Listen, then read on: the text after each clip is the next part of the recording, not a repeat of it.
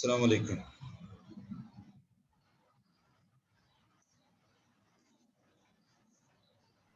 वालेकुम अस्सलाम सर। जी जनाब, कैसे हैं आप लोग?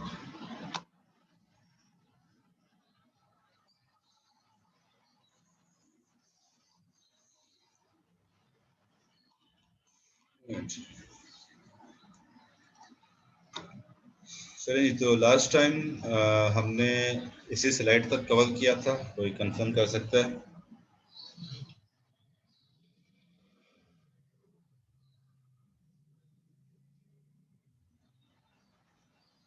Yes, sir.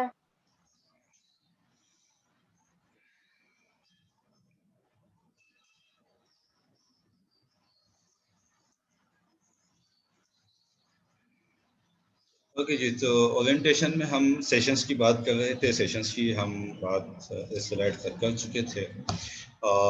मज़ीद ये कि जब भी हम सेशन कंडक्ट कर रहे होंगे तो सेशन हमेशा कंटिन्यू रहेगा जब तक कि उसे प्रॉपर्ली क्लोज नहीं कर दिया जाता। ठीक है, प्रॉपर्ली अनाउंस करके उसे क्लोज नहीं कर दिया जाता तब तक सेशन कंटिन्यू रहेगा।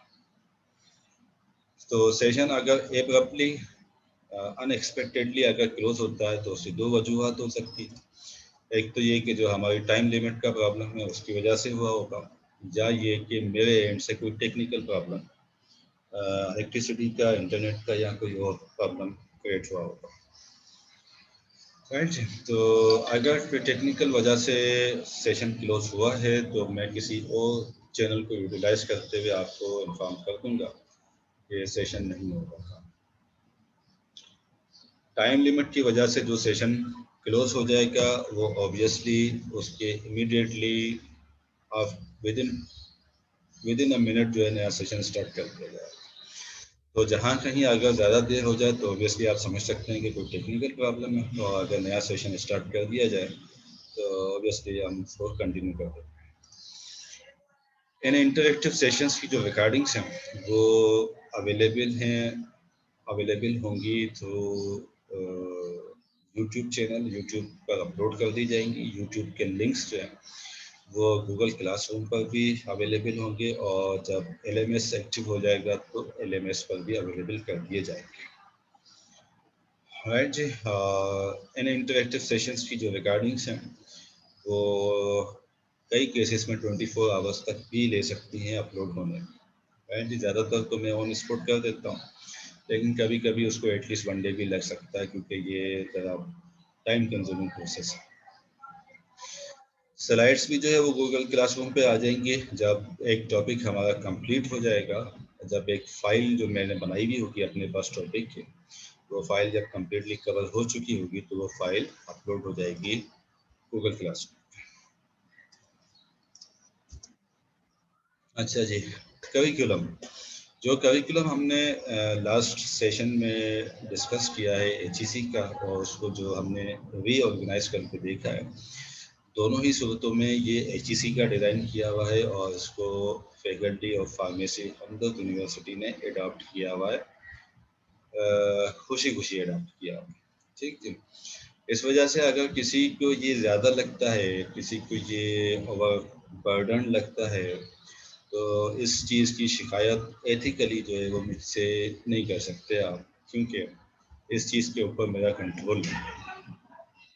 राइट, मेरी जो रिस्पॉन्सिबिलिटी है वो रिस्पॉन्सिबिलिटी है कि जो करिकुलम हमने डिस्कस किया है, जो हमें दिया गया है, वो करिकुलम अच्छे से कंप्लीटली कवर किया जा सके।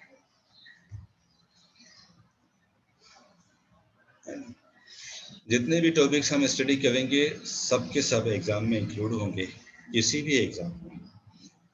कहीं पर ये क्लेम नहीं किया जा सकता है कि जी चूंकि मिड टर्म नहीं हुआ तो जी इसको जो है आधा करते हैं, इसको 25% करते हैं, इसको 15% करते हैं, इसको 10% करते हैं। जितनी चीज़ें हमने स्टडी की होंगी वो तमाम की तमाम किसी भी एग्ज़ाम में इंक्लूड होंगी। इसलिए ज़रूरी है कि फर्स्ट डे से अगर आपकी सिंसियरिटी होगी तो उसके साथ, तो ये ज़्यादा अच्छे से आपको पे कर सकेगी, पर्टिकुलरली इस तरह की सिचुएशंस जो कि ज़रा अनसर्टेन है, पेंडेमिक की वजह से जहाँ अनसर्टेनिटीज एग्जिस्ट करती हैं, इस सिचुएशन में बजाय ये कि आप काम जमा करके रखें, अगर उसको सिंसियरिटी के साथ करते रहेंगे तो आप किसी भी तरह की होने वाली अनसर्टेनिटी में सरवाइव कर पाएंगे।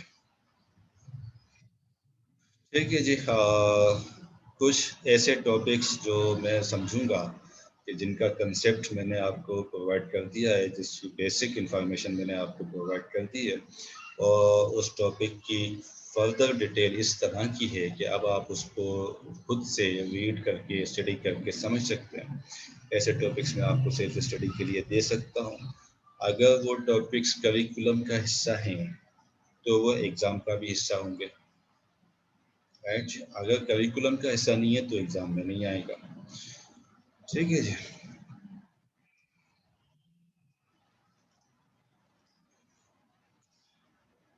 जी, मार्केटिंग मैनेजमेंट का जो कोर्स है हमारा इस सेमेस्टर का भी और नेक्स्ट सेमेस्टर का, दोनों में पॉजिटिव एटीट्यूड अप्रिशिएट किया जाएगा, क्योंकि मैनेजमेंट और मार्केटिंग और ऑर्गेनाइजेशंस में हमेशा पॉजिटिव एटीट्यूड अप्रिशिएट किया जाता है और नेगेटिव एटीट्यूड अच्छा नहीं होता ग्रोथ के लिए।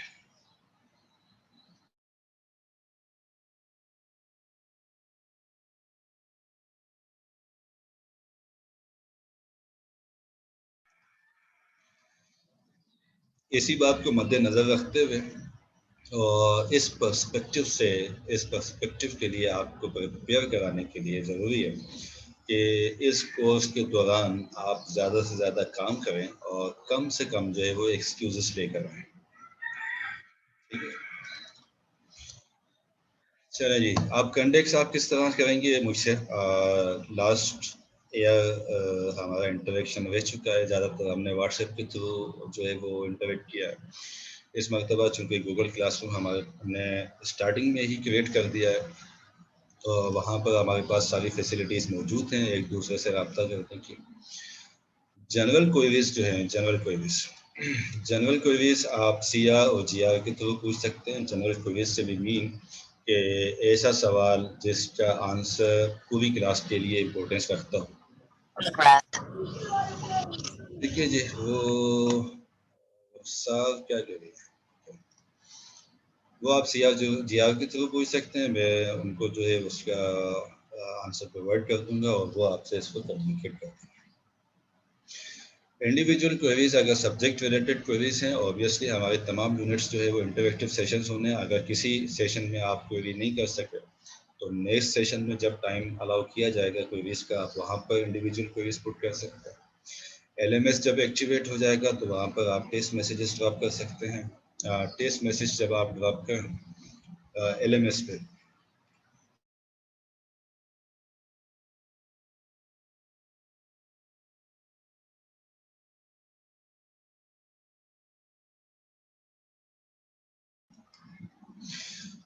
LMS पे जब आप क्वेरीज जो है वो ड्रॉप करें तो वहाँ पर कॉन्टेक्ट नंबर एहतियातन जो है वो अपना ड्रॉप कर दें। द रीज़न बीइंग कि कुछ क्वेरीज के लिए ज़रूरी होता है कि उसको एक्सप्लेन करने के लिए वॉइस नोट्स या किसी और इलस्ट्रेटिंग मटेरियल की हेल्प ली जा सके। तो अगर वो नंबर मेरे पास मौजूद होगा तो उसको भी यूटिलाइज किया जा सकता है। मेरी ऑफिशियल ईमेल आईडी पे आप क्वेरीज भेज सकते हैं। जब ईमेल खास तौर पे अगर आप करें तो जो मैसेज है, जो आपका मैटर है, जो मुद्दा है, आपका जो क्वेश्चन है, वो हमेशा मैसेज एरिया में होना चाहिए, सब्जेक्ट एरिया में नहीं होना चाहिए। ये बड़ा तकलीफ होता है पढ़ने वाले के लिए, ईमेल रिसीव करने वाले के लिए। ठीक है, मैसेज एरिया अगर किसी को नहीं पता कि ईमेल का मैसेज एरिया कौन सा होता है तो वो अपनी डोमेन के हिसाब से गूगल पे सर्च करके देख ले कि मैसेज कहाँ पे लिखना होता है, राइट।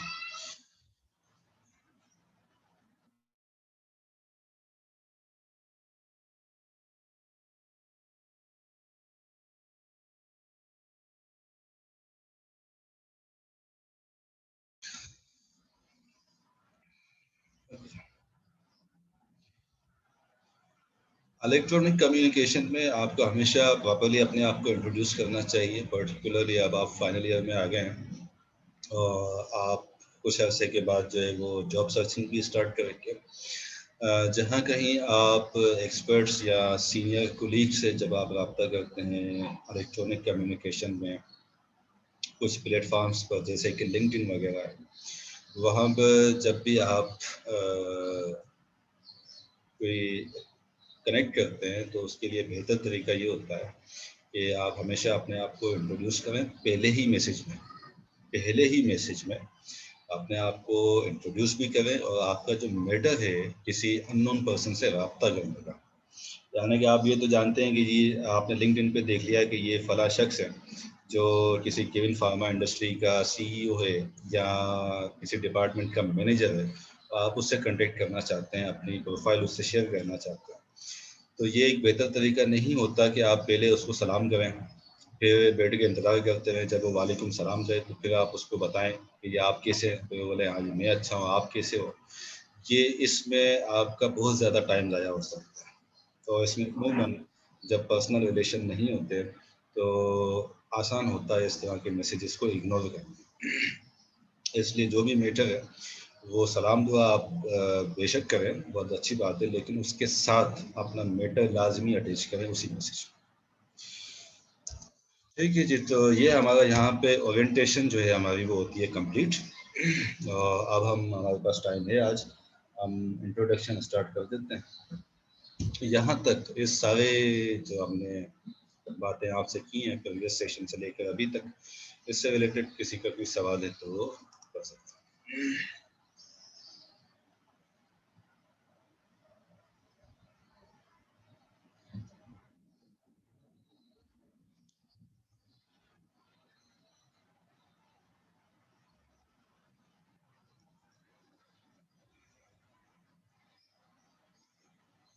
जी भाई, किसी का कोई सवाल नहीं है?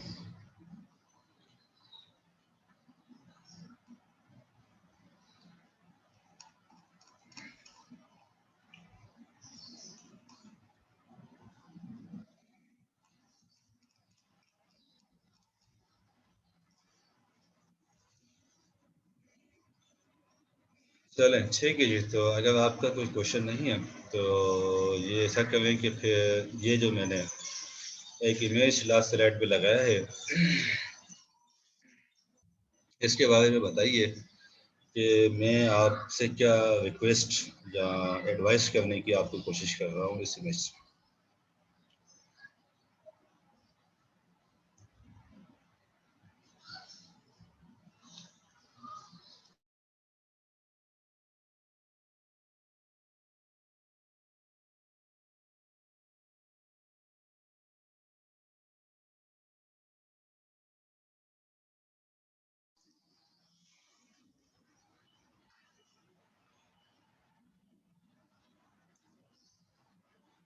जी किरण व्यासत आप बताओ।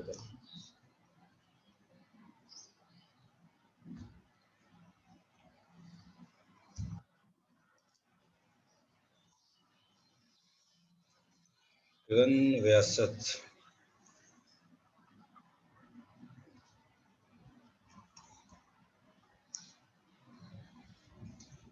अल्फ जी, रुखसार अजमल आप बताइए।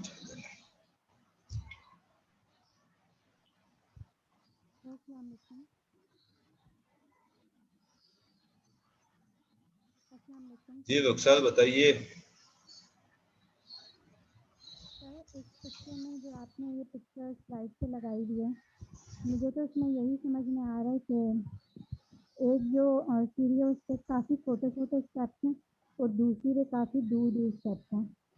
तो जिसके छोटे स्टेप्स हैं वो बंदा आसानी से जो है ऊपर पहुंच गया और दूसरा नीचे ही खड़ा है।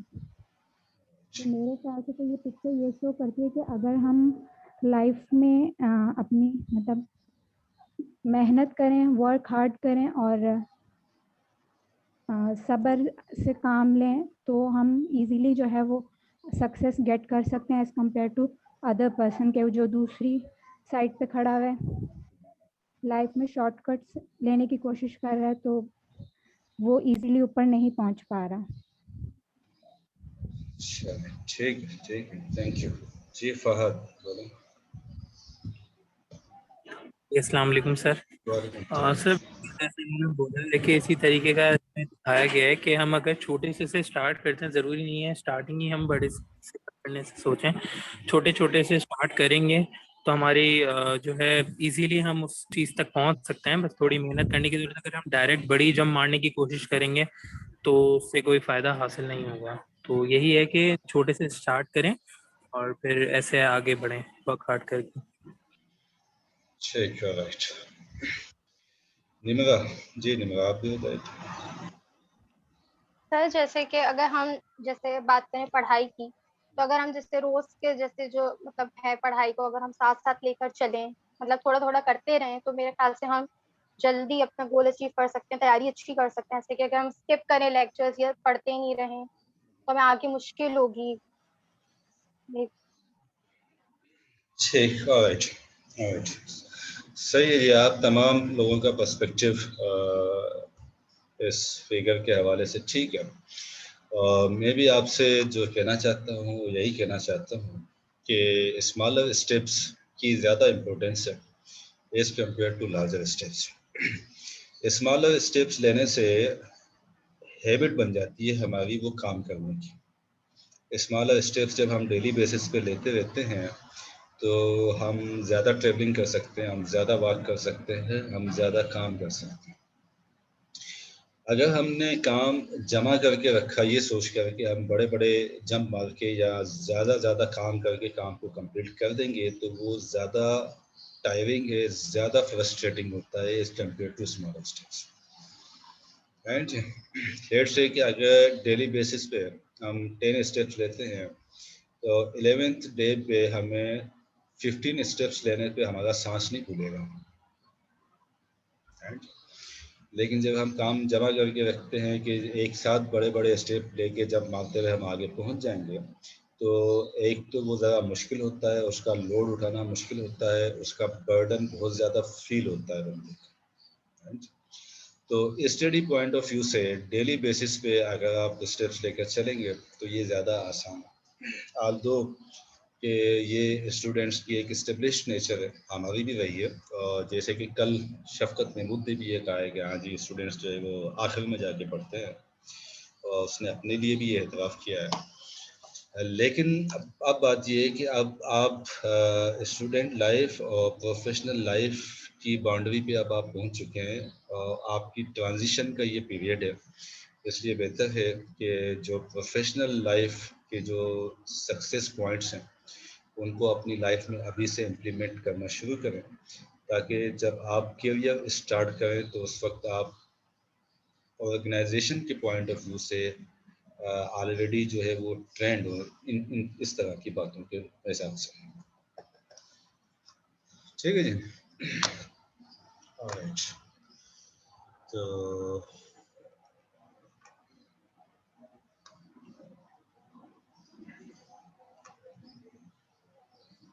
जी, तो पहले मैं अटेंडेंस मार्क कर लेता हूँ और फिर हम हमारा दूसरा टॉपिक स्टार्ट कर देते हैं। फहद, आप कुछ कहना चाह रहे हैं? आपने हैंड रेज किया हो।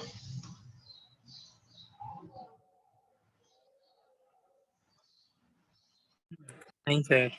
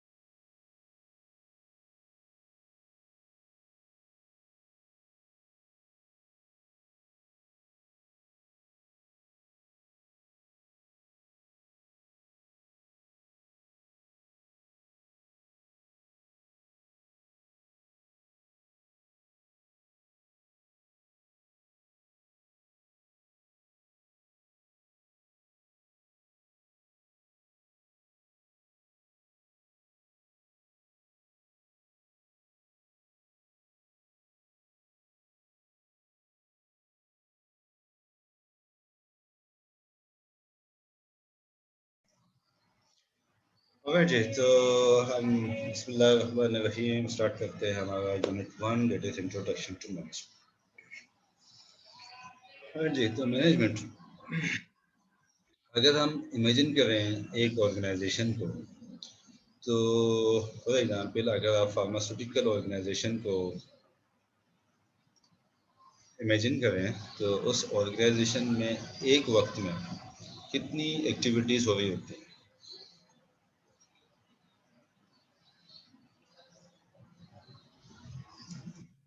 सर बहुत सारी हुई होती है। ये कौन कौन सी? सर एक ऑर्गेनाइजेशन के अंदर अगर आप किसी भी फार्मास्यूटिकल और इंडस्ट्री को ले लें तो उसके अंदर प्रोडक्शन हो रहा होता है, ठीक है। तो उसके अलावा टेस्टिंग हो रही होती है, मार्केटिंग हो रही होती है। तो इस तरीके से बहुत सारी किस्म की वर्किंग चल रही होती है एक साथ। ऑलराइट, ठीक है जी। तो रॉ मटेरियल आना है, कहाँ से आना है, कितना आना है, कब पहुँचेगा, कैसे रिलीज़ होगा, कौन उसकी टेस्टिंग करेगा, कितने लोग उसकी टेस्ट करेंगे, ठीक है जी। उस टेस्टिंग का क्राइटेरिया क्या होगा, उस टेस्टिंग के लिए कौन से इक्विपमेंट चाहिए होंगे, वो इक्विपमेंट कहाँ से मंगवाने हैं, कौन मंगवाएगा, कौन उसके पैसे देगा, कौन उसकी फाइनेंसिंग क्लियर करवाएगा, कौन उसका टैक्स पे करेगा, कैसे ये सारा काम होगा। रॉ मटेरियल पहुंचने के बाद जब क्लियर होगा तो कौन सी प्रोडक्ट बननी है, 100 प्रोडक्ट्स में से पहले कौन सी बननी चाहिए, उसके बाद कौन सी बननी चाहिए। एक वक्त में अगर 10 प्रोडक्ट्स बननी है तो 100 में से वो 10 प्रोडक्ट का सिलेक्शन क्राइटेरिया क्या होगा, ये काम कौन करेगा। प्रोडक्शन स्टार्ट हुई, प्रोडक्शन में भी फिर बहुत सारी चीज़ें हैं। उसकी रॉ मटेरियल उसका स्टोर से रिलीज़ होगा, कैसे रिलीज़ होगा, क्या उसका प्रोसीजर होगा, क्या उसकी वेरिफिकेशन होगी, कौन उसको ऑथेंटिकेट करेगा, कौन उसको वेरीफाई करेगा, कौन उसको प्रोडक्शन एरिया में लेकर आएगा, कैसे लेकर आएगा, जो उसको ट्रालीज चाहिए या जो उसको और चीज़ें चाहिए कौन उसको प्रोवाइड करेगा, कौन वो चीज़ें मार्केट से खरीद कर लाएगा, कौन ये इंश्योर करेगा, कैसे ये इंश्योर करेगा कि जो वर्कर्स की ड्रेसिंग्स हैं वो प्रॉपर हैं, वो प्रॉपरली अवेलेबल है, वो प्रॉपरली वॉश की जा रही हैं, एरिया कौन सा स्टेरिलाइज होना चाहिए, कैसे स्टेरिलाइज होना चाहिए, किस मटेरियल से होगा, कौन कौन कर रहा होगा, किस प्रोसेस के तहत कर रहा होगा। प्रोडक्शन में मटेरियल पहुंच गया, ग्रेनुलेशन होगी, ग्रेनुलेशन कौन करेगा, कितने सारे लोग ग्रेनुलेशन कर रहे होते हैं, कौन कौन से प्रोसेस पे कर रहे होते हैं, उसको पैक करके फिर टेबलेटिंग एरिया से पहले वेटिंग एरिया में भेज रहे होते हैं। उस मटेरियल की जो ग्रेनुलेट होके आ गया है उसकी आइडेंटिफिकेशन कैसे होगी, कौन करेगा, कितने लोग उसमें इन्वॉल्व होंगे। फिर वो पंचिंग मशीन पे जाएगा, पंचिंग मशीन पे एक ऑर्गेनाइजेशन, फार्मास्यूटिकल ऑर्गेनाइजेशन में एवरेज जो है वो 25 प्लस मशीन्स होती हैं, 25 प्लस वर्कर्स वहाँ पे काम कर रहे होंगे। टैबलेट बनेगी, पैकेजिंग में जाएगी, पैकेजिंग में 100 प्लस वर्कर्स काम कर रहे होंगे। इन सारे लोगों को किस आदमी ने कहाँ पे काम करना है, किस वक्त में क्या काम करना है, किस वक्त में क्या काम होना है, एक वक्त में साइमल्टेनियस कितने काम हो सकते हैं, कितने ज़्यादा किए जा सकते हैं। फार्मास्यूटिकल ऑर्गेनाइजेशन के सिर्फ प्लांट पे एवरेज जो है वो 500 प्लस वर्कर्स मौजूद हो सकते हैं, सिर्फ प्लांट पे, बाकी चीज़ों पे नहीं, हेड ऑफिस पे नहीं, उसकी फील्ड फोर्स पे नहीं, सिर्फ प्लांट पे 500 प्लस लोग मौजूद हो सकते हैं। इतने सारे लोगों को जो उनकी एक्टिविटीज़ हैं, उन 500 प्लस लोगों की एक्टिविटीज़ तो एक दूसरे से सिंक्रोनाइज करना कि एक एक्टिविटी दूसरी किसी एक्टिविटी के साथ डिस्टर्ब ना हो, ये जो प्रॉपर फ्लो है वर्किंग का, ये इंश्योर करना सारा, ये कहलाता है मैनेजमेंट। एक ऑर्गेनाइजेशन की जितने भी फंक्शंस हैं उन फंक्शंस को प्रॉपरली स्मूथली कैरी आउट कराना इज कॉल्ड मैनेजमेंट। ये ज़रूरत है हमारे पास मैनेजमेंट की। अगर मैनेजमेंट ना हो तो फार्मास्यूटिकल ऑर्गेनाइजेशन में जो 500 प्लस वर्कर्स है उसमें से हो सकता है तमाम का दिल करे कि जी हम जाके जो है वो पैकेजिंग डिपार्टमेंट में बैठेंगे क्योंकि वहाँ पे एसी चल रहा है। हम ग्रेनुलेशन एरिया में नहीं जाएंगे क्योंकि वहाँ पे हीट बहुत है। किसी तरह की कोई सिंक्रोनाइजेशन नहीं होगी, कोई प्रॉपर फ्लो नहीं होगा, राइट जी। ये सब काम करने के लिए ज़रूरत पड़ती है हमें मैनेजमेंट की। इतनी सारी जो एक्टिविटीज़ एक ऑर्गेनाइजेशन में, जो मैंने जिनके नाम लिए हैं, शायद वो 25% भी उसका अभी मीट में करती हो। अभी अगर हम क्यूए डिपार्टमेंट पे चले जाएं तो क्यूसी पे चले जाएं, इंजीनियरिंग साइड पे चले जाएं, उसकी फार्मास्यूटिकल ऑर्गेनाइजेशन पे जो इतने सारे इक्विपमेंट्स चल रहे हैं, एचवीसी साइड पे चले जाएं, तो अनलिमिटेड एक्टिविटीज़ हैं। अगर इसमें से कहीं एक एक्टिविटी किसी फ्लो में टूट जाती है तो पूरी की पूरी एक्टिविटीज़ की लाइन डिस्टर्ब हो जाती है। ये इंश्योर करना कि सारी की सारी एक्टिविटीज़ स्टेप बाय स्टेप जो हैं वो प्रॉपर फ्लो में कंटिन्यू रहें, इसके लिए ज़रूरत पड़ती है हमें मैनेजमेंट की।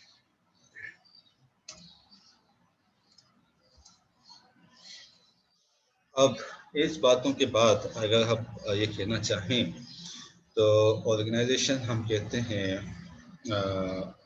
ग्रुप ऑफ पीपल, एक से ज़्यादा ग्रुप ऑफ पीपल जो एक साथ मिलकर काम करते हैं किसी स्पेसिफिक पर्पस के लिए।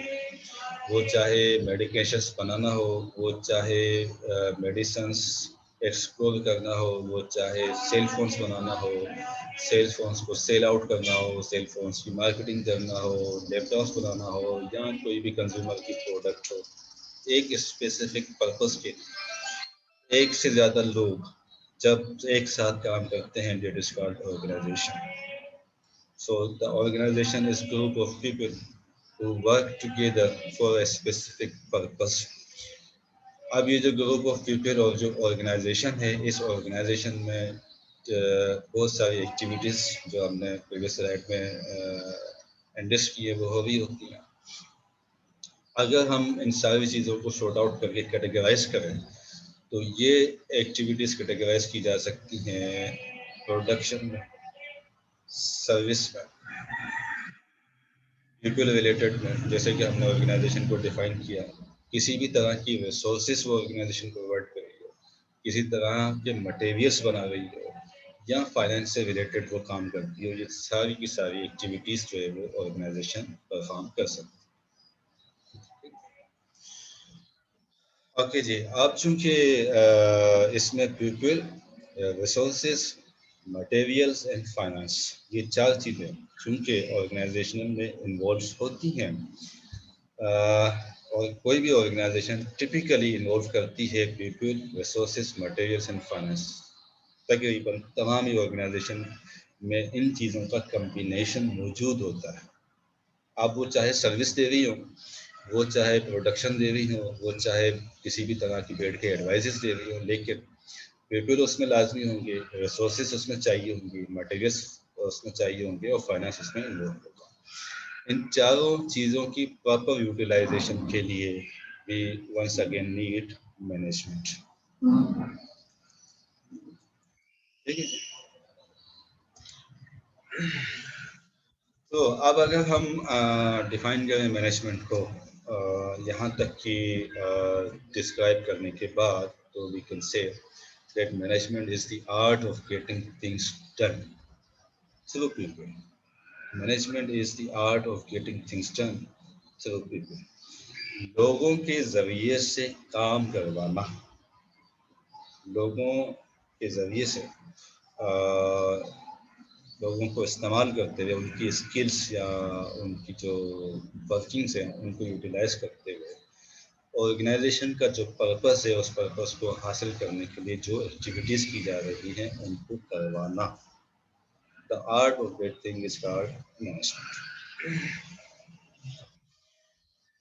अब ये मैनेजमेंट, चूँकि अब इसमें गेटिंग थिंग्स डन, अब ये जो काम करवाया जा सकता है, जब ये काम किया जाएगा तो इस पे मैनेजमेंट की, या इन अदर वर्ड्स ऑर्गेनाइजेशन की दो अप्रोच हो सकती है। ऑर्गेनाइजेशन या मैनेजमेंट टास्क ओरिएंटेड हो सकती है, यदि काम करवाना है। अचीवमेंट ओरिएंटेड हो सकती है कि कोई चीज़ अचीव करवानी है और उसको अचीवमेंट के अगेंस्ट में जो है वो रिवार्ड्स देने हैं। जैसे कि नंबर 1 कंपनी बनना हो पाकिस्तान की, नंबर 1 कंपनी बनना है एशिया की, नंबर 1 कंपनी बनना है वर्ल्ड की, या ये कि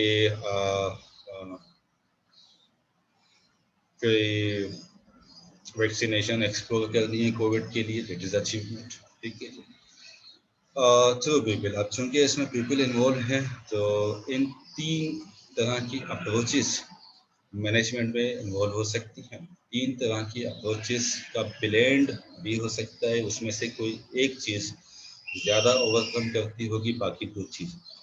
ठीक है, ये डिपेंड करता है। फिर मज़ीद जब हम कल्चर और टाइप्स वगैरह में जाएंगे ऑर्गेनाइजेशन की, तो वहाँ पर हम मज़ीद देखेंगे कि टास्क ओरिएंटेशन क्या है, अचीवमेंट ओरिएंटेशन क्या है और पीपल ओरिएंटेशन क्या है। ठीक है, यहाँ तक हम इतना समझ लेते हैं कि management is the art of getting things done through people. अच्छा जी, अब ये तो हो गई जो हमने कंसेप्चुअल जो हमने बात की, तो उसके अकॉर्डिंग ये उसकी डेफिनेशन निकल के आई सही। जो प्रॉपर डेफिनेशन है जो बुक्स में मौजूद है, वैसे बुक्स में ये वाली भी मौजूद है, उसके accordingly, so more formally we can say that the management is the pursuit of organizational goals। जो ऑर्गेनाइजेशन की गोल्स हैं उनको हासिल करना। ऑर्गेनाइजेशन का गोल्स क्या है? ऑब्वियसली प्रोडक्शन करके अर्निंग करना है, सर्विसेज दे के अर्निंग करना है, एक एक्सचेंज है, 2 तरह, एक एक्सचेंज है कि ऑर्गेनाइजेशन कुछ न कुछ मार्केट में देती है और उस मार्केट से कुछ न कुछ लेती है। ऑब्वियसली वैल्यू लेती है इन टर्म्स ऑफ मनी, और मार्केट में वैल्यू देती है in terms of medicine, in terms of any product, in terms of any service. तो ऑर्गेनाइजेशनल गोल्स, ऑर्गेनाइजेशन की जो मकसद है, जो ऑर्गेनाइजेशन बनाने की जो मकासद है, उनको हासिल करना एफिशिएंटली एंड इफेक्टिवली, 2 तरह से, एफिशिएंटली हासिल करना और इफेक्टिवली हासिल करना।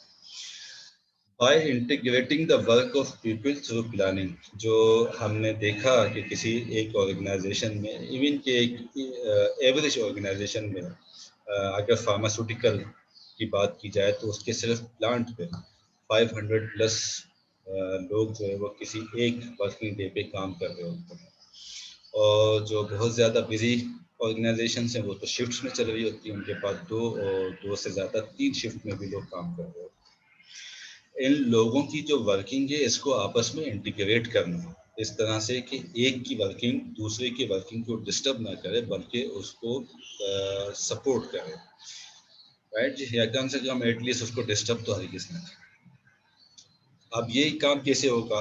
ऑर्गेनाइजेशन के गोल्स एफिशिएंटली और इफेक्टिवली कैसे हासिल होंगे? इस तरह से हासिल होंगे कि इंटीग्रेट किया जाएगा लोगों के काम को। अब ये इंटीग्रेट कैसे किया जाएगा?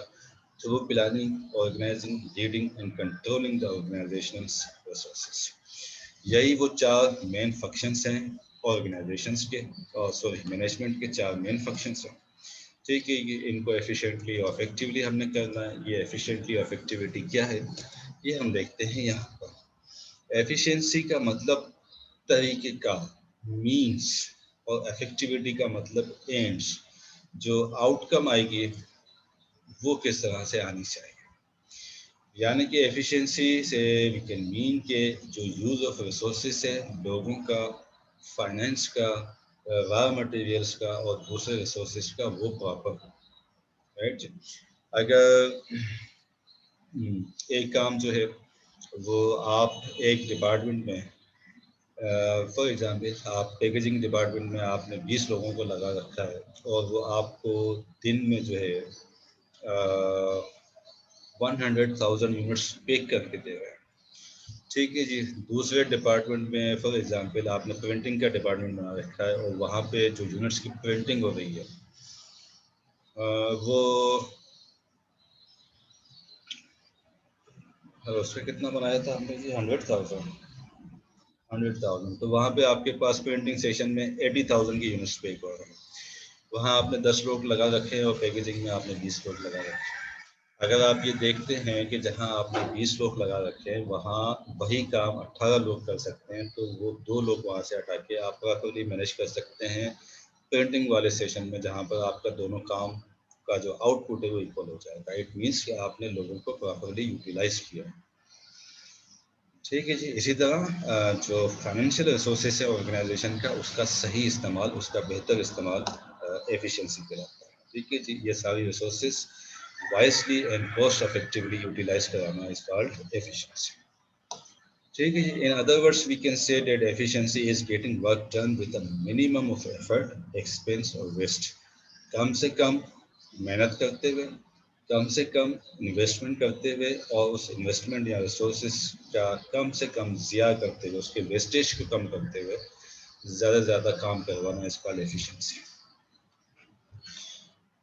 नाउ अफेक्टिविटी। अफेक्टिविटी इसका जो एंड रिजल्ट आ रहा है वो क्या है? Effectivity is end result. End result कैसा निकल के आता है? ठीक है। फॉर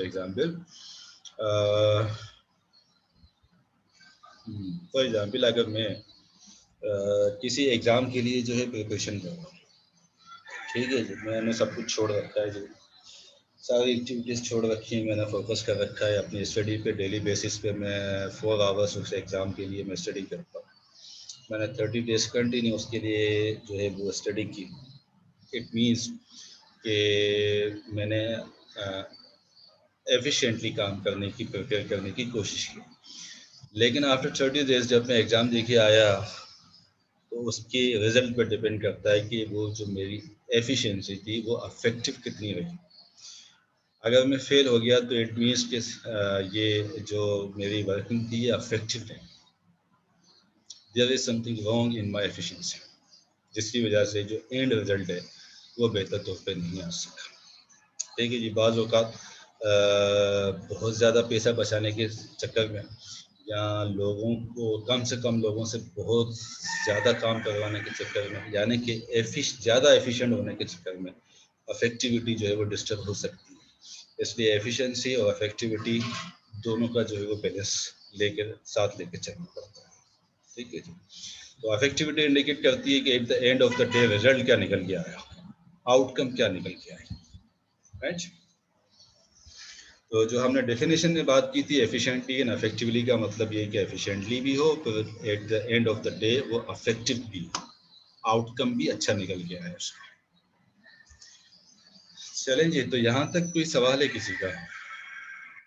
सर जी बोले नौशीन।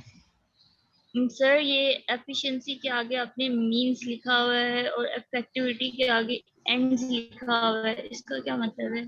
इसका मतलब ये है कि एफिशिएंसी का मतलब ये है कि आप काम करेंगे कैसे, आपके काम करने का तरीक़ेकार, ठीक है, प्रोसीजर, आपका प्रोसेस, काम करने का